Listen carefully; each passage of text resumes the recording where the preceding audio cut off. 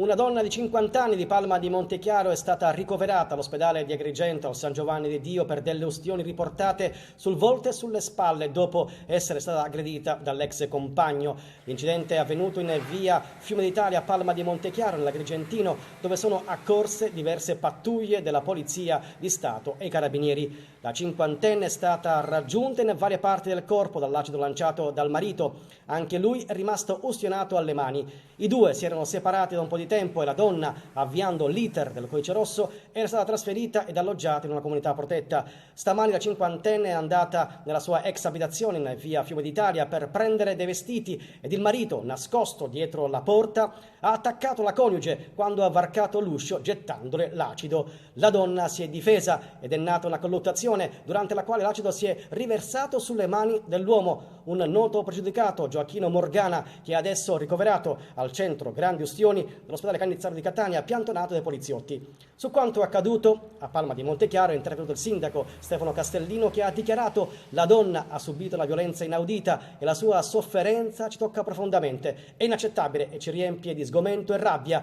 La violenza domestica va combattuta con fermezza.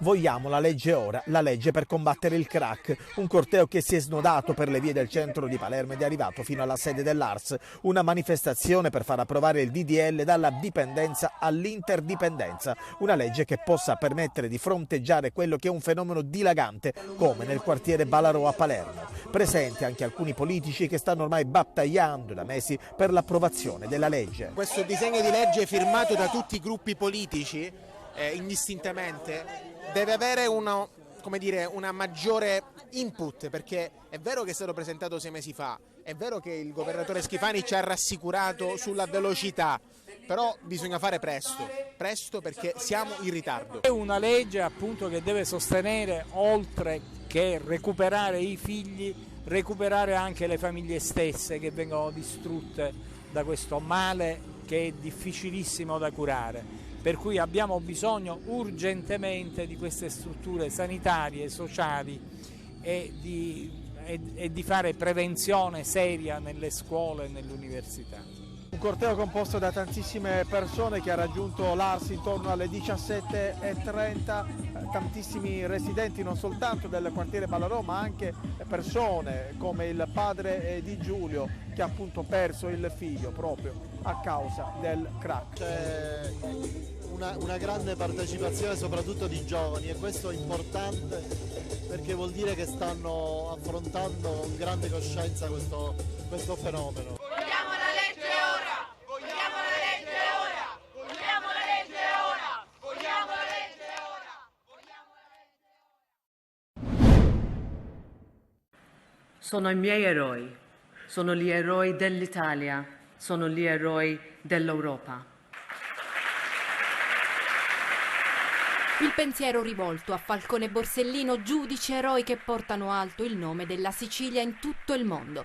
Ma la Presidente del Parlamento europeo Roberta Metsola, intervenuta a Palermo all'inaugurazione dell'anno accademico nell'aula magna del Dipartimento di Ingegneria, ha aperto la cerimonia con un pensiero rivolto a Giulia, invitando tutti a ricordarla con un minuto di rumore, con un applauso che deve arrivare a Padova, ha detto.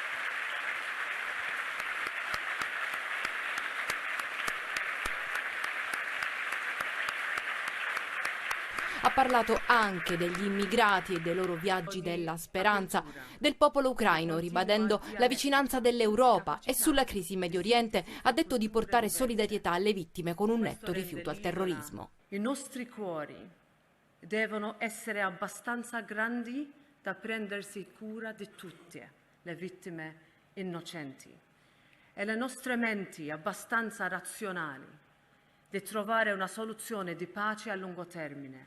L'Europa guarda al futuro e la Sicilia si trova in una posizione strategica, è la porta del Mediterraneo. Il Sud Italia è ricco di potenzialità inutilizzate che attendono di essere sbloccate. È il momento di invertire la rotta, ma questo non sarà possibile senza accesso ai finanziamenti e un sistema di infrastrutture moderne. Un quadro dell'Ateneo caratterizzato da un aumento di iscritti e da nuove iniziative è stato delineato dal rettore Massimo Midiri alla presenza dei colleghi di tutti gli atenei siciliani. L'Università di Palermo, crocevia di culture diverse, punta a una prospettiva europea e mediterranea, ha detto.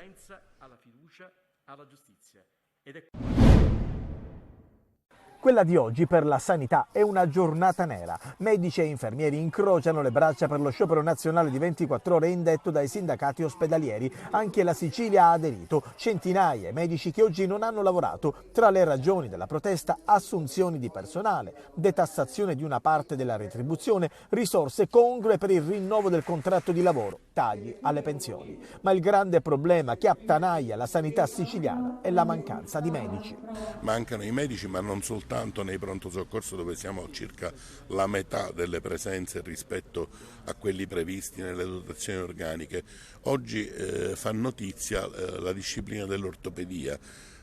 Nell'ultimo mese, negli ultimi 2 mesi, abbiamo assistito a un esodo di ortopedici dagli ospedali pubblici al settore privato. Quindi gli ortopedici si dimettono dall'ospedalità pubblica per andare a lavorare o alla Fondazione Giglio, che è molto gettonata da questo punto di vista nell'ultimo periodo, o in qualche struttura privata. Turni massacranti, stipendi non adeguati, i medici in fuga anche per queste ragioni. Vanno a guadagnare il doppio se non il triplo rispetto allo stipendio dell'ospedale e soprattutto dove non hanno reperibilità notturna, dove non hanno la guardia festiva e quant'altro, quindi hanno anche una qualità di vita nettamente superiore a quella che offre l'ospedale pubblico. Siamo stanchi, esausti, c'è gente che lavora anche più di 12 ore al giorno e non possiamo garantire il massimo della concentrazione che ogni paziente richiede e lo sfogo di molti medici che oggi hanno incrociato le braccia. Uno dei motivi per cui scioperiamo oggi è la richiesta di assumere il personale medico, di fare l'impossibile per assumere i medici, perché quelli che sono in servizio sono anziani, l'età media della popolazione medica è superiore ai 55 anni, molti hanno più di 60 anni. E poi le aggressioni negli ospedali e nei pronto soccorso, l'ultima a Sciacca, un'infermiera schiaffeggiata da un 73enne di Villa Abate.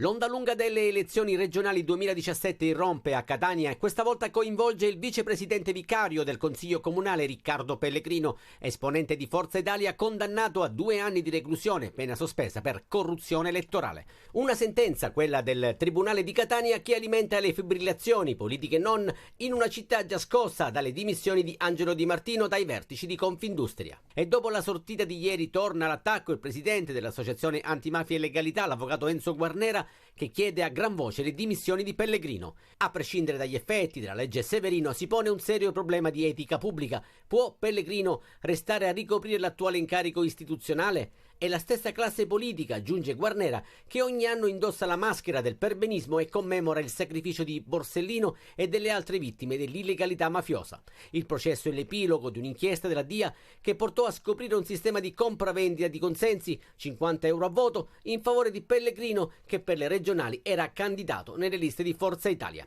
Pellegrino ha annunciato ricorso in appello e tramite i suoi legali ha fatto sapere che è sereno e continua a lavorare per la città di Catania, riponendo piena fiducia nella magistratura.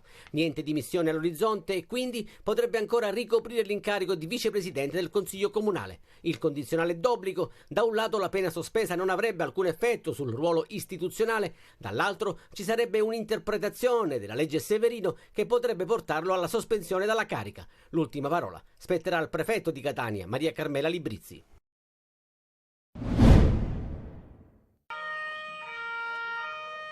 Ci hanno sequestrato i telefoni, quindi noi non abbiamo avuto possibilità di chiamare l'avvocato per almeno 1 ora e mezza. A me hanno strattonato diverse volte, infatti ho proprio anche i segni di questa cosa sulle braccia. Lara Torrisi ci mostra i segni sulle braccia lasciati dai poliziotti che alle 5 del mattino hanno fatto irruzione all'interno di questa palazzina che da 6 anni è occupata dai volontari e dalle volontarie del consultorio autogestito Mi Cuerpo es Mio in via Gallo, nel centro storico di Catania. Noi non abbiamo avuto nessun tipo di preavviso rispetto allo sgombero di di stamattina. L'immobile è di proprietà delle Biblioteche Riunite Orsino Recupero ed era stato abbandonato. 6 anni fa questi ragazzi lo hanno occupato, dando vita ad un consultorio interamente autogestito da tantissime volontarie, ginecologhe, ostetriche, psicologhe e psicoterapeute, avvocatesse, studentesse. Quello che è stato sgomberato è un presidio ad oggi per giovani persone, ma soprattutto un presidio contro la violenza maschile sulle donne e contro la violenza di genere. Stiamo appunto chiamando tutta la città a presidiare in segno di solidarietà, in attesa delle prossime iniziative, perché sicuramente quello che sappiamo è che non arretreremo di un passo. Il secondo piano dell'immobile è occupato dallo studentato occupato 9500, che dà alloggio ad una dozzina di studenti esclusi dalle borse di studio e penalizzati dalla carenza di posti letto nelle strutture dell'Ateneo di Catania. Ormai è da anni che proviamo a dialogare per l'affidamento dello spazio in varie forme, ma la risposta è sempre stata nulla. L'anno scorso centinaia di persone e decine di associazioni avevano sottoscritto un appello a sostegno dello studentato e del consultorio affinché venisse riconosciuta la loro importanza per il territorio.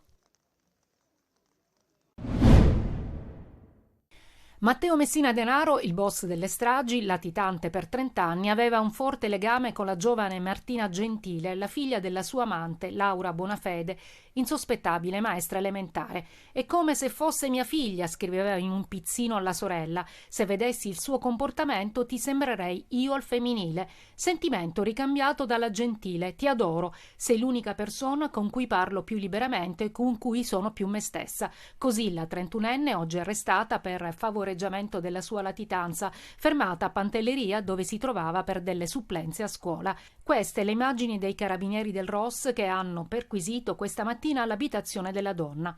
Per la procura Martina Gentile ha avuto un ruolo nella sequenza dello scambio di posta di Messina Denaro, quel riservato, sofisticato ed efficacissimo sistema di raccolta e smistamento dei pizzini che il latitante ha sfruttato per comunicare anche con Laura Bonafede, una dei perni nella gestione della sua lunga clandestinità. Le due donne, secondo gli inquirenti, a fare anche da tramite per mantenere il suo ruolo di vertice della mafia trapanese. Delle indagini dei ROS si è scoperto che lo scambio di pezzini di Messina Denaro tra Martina Gentile e Lorena Lancieri, una delle donne del boss, finita in manette nei mesi scorsi, sarebbe venuto proprio nello studio di architettura dell'ex assessore all'urbanistica di Campobello di Mazzara, Stefano Tramonte, in cui le donne lavoravano. L'architetto, che si è dimesso nei mesi scorsi, è indagato. Non c'è solo questo, perché agli atti dell'inchiesta ci sono anche una serie di immagini scattate dalla polizia mesi prima della cattura del boss. Nei frame di un video del 17 dicembre del 2022, ora rianalizzati dai carabinieri, si vede l'auto del boss passare alle 10:59 davanti alla casa della Gentile e della madre Laura Bonafede e rallentare davanti al portone. Scene immortalate che però non insospettirono gli investigatori che tenevano sotto sorveglianza le donne.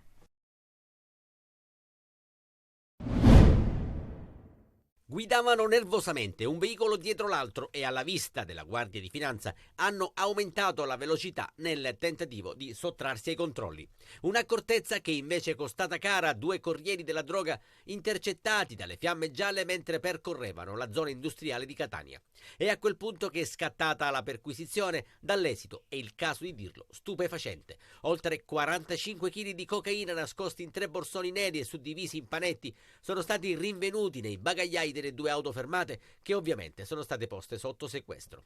Secondo una prima stima degli investigatori, il valore della droga al dettaglio si aggirerebbe intorno ai 10 milioni di euro. Il carico di cocaina, probabilmente proveniente dalla Calabria, era destinato a rifornire le piazze di spaccio della provincia etnea e del Siracusano. Il GIP, su richiesta della Procura di Catania, ha convalidato gli arresti avvenuti in flagranza.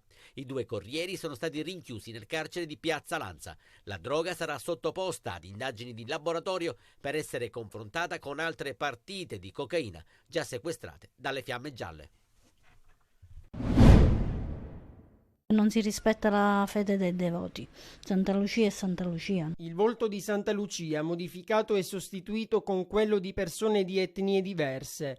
Così questi manifesti affissi alla borgata hanno fatto scoppiare la polemica. Sconsacrare un'immagine sacra con queste cose mi sembra una cosa un po' fuori luogo. Lei cosa ne pensa? Non mi piace. Non mi piacciono perché Santa Lucia è una sola e basta. La borgata è casa mia, è quello che si legge. In basso il nome del gruppo che ha affisso i manifesti. Per loro non ci sono né scandalo né blasfemia.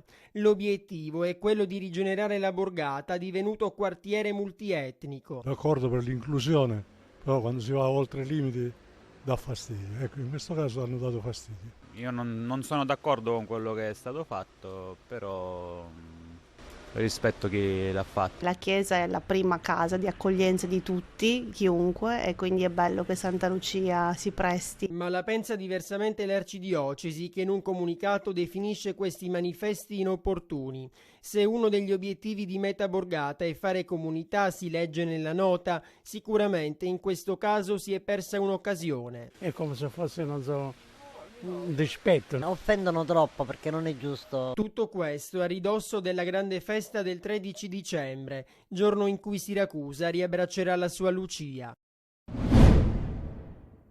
Continuità nelle prestazioni, nei risultati, è quello che vuole Lucarelli, è quello di cui ha bisogno il Catania, soprattutto dopo il pari contro la Virtus Francavilla, che ha rappresentato una sorta di frenata nel processo di crescita dei rossazzurri dopo l'arrivo del tecnico livornese, un aspetto sul quale si è concentrato anche Roberto Zammarini, centrocampista del Catania, ospite era corner. Ne stiamo discutendo anche nello spogliatoio, quello che parliamo sempre col mister. Adesso il nostro obiettivo è migliorare sempre partita per partita, di non tornare più indietro e di andare sempre in avanti e speriamo di continuare così, cercando alla fine di realizzare più gol. La gara contro la Virtus, ha detto Zammarini, è stata condizionata anche dall'impegno infrasettimanale in Coppa contro il Crotone, ma adesso c'è una settimana intera per la prossima partita, non una qualsiasi. All'orizzonte c'è il derby tutto siciliano contro un Messina tornato alla vittoria dopo 5 sconfitte consecutive. Non una gara come tutte le altre per le motivazioni che questo genere di match comunque comportano.